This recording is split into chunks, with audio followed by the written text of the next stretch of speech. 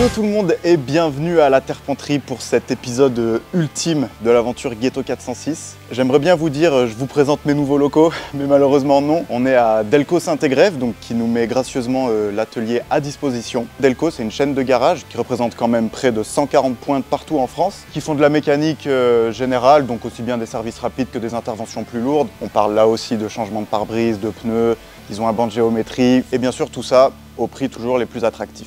Aujourd'hui, on va tout simplement faire les dernières petites bricoles qu'il y a à faire sur la 406 avant de définitivement s'en séparer. On va faire les disquets plaquettes arrière. Et puis, je me suis rendu compte que le soufflet de cardan que j'avais déjà changé, le collier autour n'était pas assez serré, ça a un petit peu redégueulé autour. J'ai pas la pince spéciale pour sortir ce genre de collier. On va refaire ça comme il faut. Allez, c'est parti!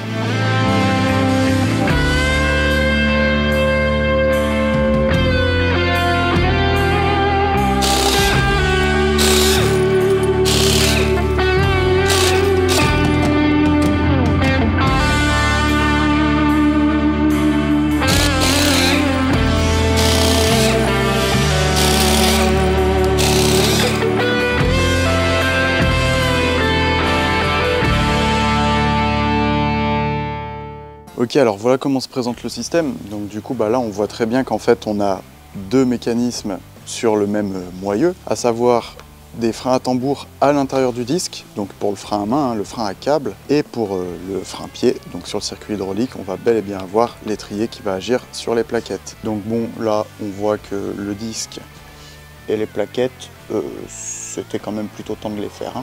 Là, la première chose qu'on va faire déjà, ça va être de décoller le disque. Donc on a deux petites vis Torx juste ici. On va mettre un petit peu de dégrippant autour du roulement là et on va taper dessus jusqu'à ce que ça bouge. Donc là on va prendre notre petit Torx de 30. Hop, donc forcément vu que le frein à main est pas serré, petite technique. Voilà, on la fait bien prendre et voilà. De toute façon, ça, c'est des vis qui sont jamais bien serrées en soi. C'est vraiment pour sécuriser le disque, histoire d'être sûr qu'il plaque bien. Il y en a plein qui vous diront que ces vis ne servent à rien, mais vous connaissez mon avis sur la question. Elles y sont, donc je les remets. On va venir mettre un petit peu de dégrippant tout autour. Et maintenant, on va taper au centre, là, pour essayer de le décoller un peu. Allez, c'est parti. Et bien sûr, bien penser à desserrer le frein à main avant d'enlever ce disque, vu qu'on a le système de tambour à l'intérieur. Si le frein à main est serré et qu'on enlève le disque, déjà, vous allez galérer à enlever le disque, mais surtout, les mâchoires, elles vont sortir vers l'extérieur comme ça. Donc là, j'ai pas l'impression que ça bouge, et je vais vous montrer pourquoi.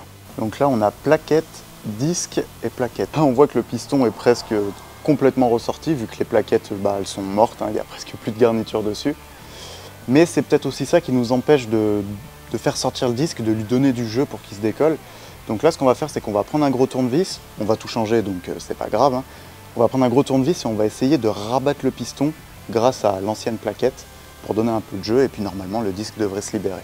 On essaye de l'enfiler entre la plaquette et le disque.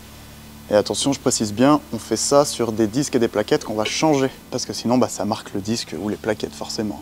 Et là, vous voyez, hop, grâce à l'ancienne plaquette, j'arrive à rabattre le piston à l'intérieur de l'étrier. Et du coup, pour l'autre plaquette, on va tout simplement insérer le tournevis ici et on va forcer comme ça, voilà, pour un petit peu écarter l'étrier et libérer complètement le disque. Et maintenant, notre disque, il est libéré et il a bien le jeu nécessaire qui nous dit qu'il va venir. Maintenant que notre disque est décollé, il va falloir qu'on le libère au niveau de l'étrier. Donc ça va se passer derrière pour le démontage. Alors voilà comment ça se présente. On va avoir un boulon de 16 juste ici. Et là, un petit cache à faire sauter. Et à l'intérieur, du coup, c'est une empreinte Allen de 6. Ok, donc celle-là, elle est libre. On prend un gros tournevis plat et on va venir faire sauter le petit capuchon. Voilà, comme ça.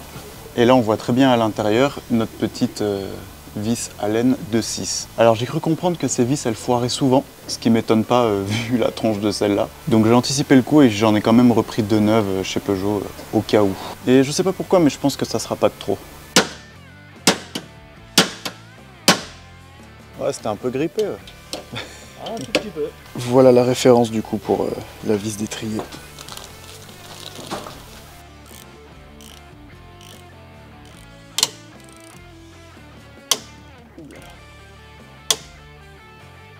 Après, il y a un petit inconvénient. Vous voyez, l'étrier, il est raccordé en durite rigide.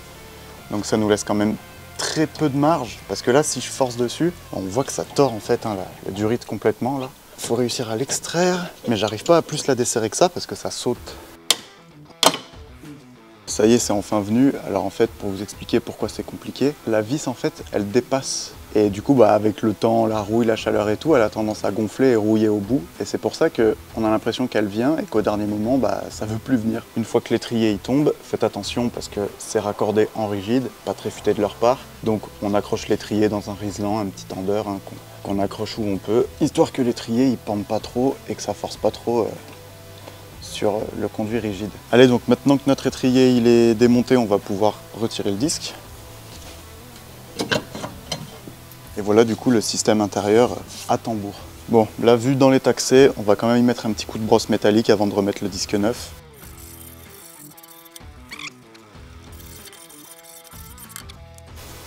Hop, on nettoie bien. Et on va venir remettre notre disque tout neuf, tout beau, tout propre. Hop. On va remettre nos petites vis comme ça c'est fait. Donc on ne peut pas se tromper, hein. Les vis elles vont dans les perçages qui sont fraisés au bout. Hop, ça sert à rien de les serrer très fort, parce que sinon vous ne pourrez jamais les démonter. Vous allez les casser quand il faudra rechanger les disques, et vous allez péter les plombs. C'est juste pour éviter que ça bouge, hein, parce que de toute façon après c'est le goujon de roue qui va venir plaquer le disque vraiment contre le moyeu. Allez, alors maintenant pour changer les plaquettes. Donc on va avoir deux petites goupilles, une ici et une ici. Là on la voit très bien. Il va falloir qu'on retire les goupilles pour libérer les axes de plaquettes. Et de une. Et la deuxième, là, je pense qu'on va se marrer. Vu la forme qu'elle a pris. Ouais, donc là on va essayer de tourner l'axe parce que je peux pas dégager la goupille là, comme elle est mise.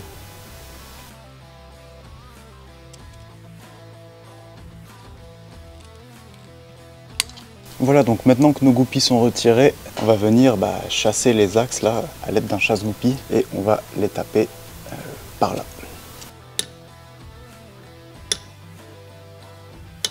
Alors je pense que là il vaut même mieux le remettre en place l'étrier pour pouvoir taper correctement dessus en fait. Et on va en profiter pour mettre notre vis toute neuve.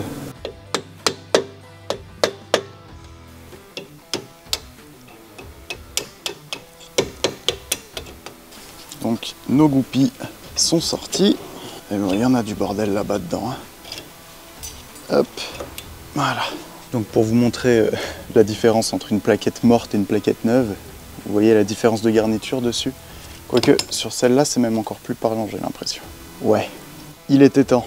Alors par contre je vois que sur les plaquettes neuves on a des capteurs hein, pour l'usure.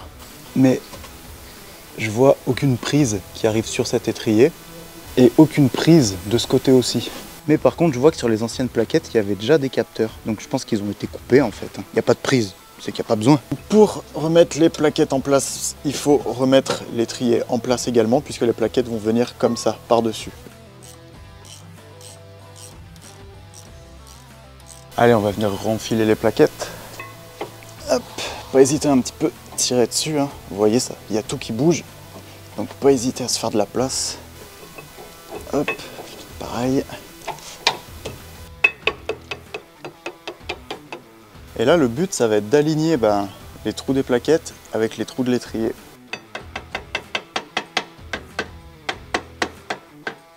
Voilà, donc là, tout est aligné. Maintenant, on va renfiler les goupilles. Mais avant ça, on va leur mettre un petit coup de brosse métallique parce qu'elles sont un petit peu rouillées et là, c'est sûr qu'on va s'embêter pour les rentrer.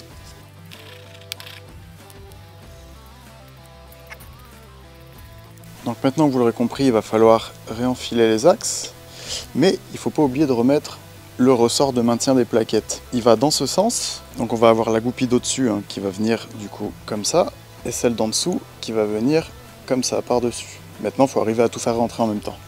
Et alors attention parce que le positionnement de ce ressort est un petit peu bizarre, parce qu'il faut que ça aille sous cette plaquette, mais par-dessus celle d'à côté. On maintient le ressort, on fait passer la goupille.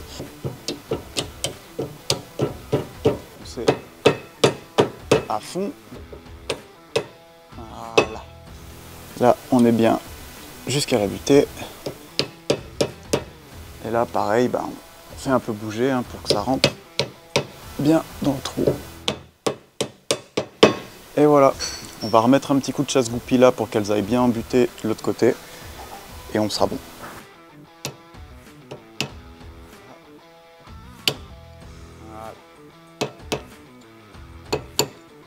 Voilà, donc maintenant la petite difficulté, ça va être de retrouver les petits perçages là sur les axes pour venir remettre en place les goupilles de sécurité.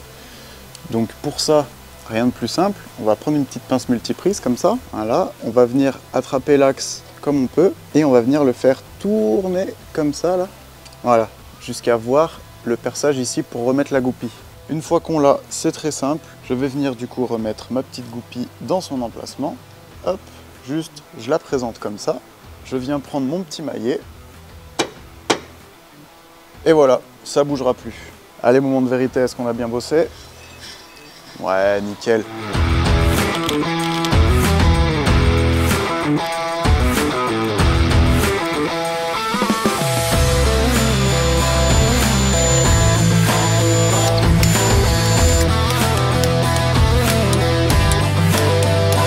Et voilà l'équipe, c'est tout pour ce changement de disque et plaquette arrière sur cette 406. Je vais pas vous mentir, j'ai quand même été bien aidé par l'équipe de Delco parce que je suis un incapable, mais surtout parce que c'est vieux, c'est grippé, c'est rouillé. On a dû trouver des solutions pas très conventionnelles pour se sortir de certaines situations, on va dire. En effet, tout s'est passé comme prévu. Ce qui devait foirer a foiré. Heureusement, je m'étais un peu renseigné avant et j'ai racheté les vis de rechange. Pour ce qui est du collier de soufflet de cardan, donc ça pareil, on a remis un neuf, on l'a resserré, ça bougera plus. Mais au moins maintenant, elle a des disques et plaquettes arrière neuves, comme promis. Voilà, en tout cas, j'espère que cette petite vidéo vous a plu. En tout cas, je souhaite une fois de plus à remercier l'équipe de Delco Saint-Égrève pour m'avoir accueilli et pour m'avoir grandement dépanné, on va pas se mentir. Maintenant, je pense que je vais aller les laisser se coucher et nous, on se retrouve très vite dans une prochaine vidéo.